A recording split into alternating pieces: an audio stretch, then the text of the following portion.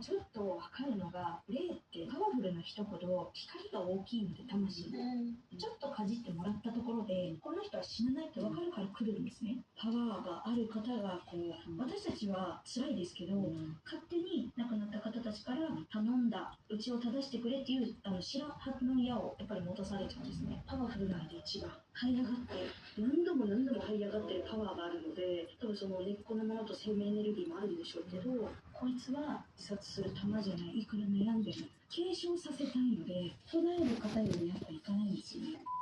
これがどうなってるのかが気になってるってのもあります。写真とか、あそこに家が。ありがとうございます。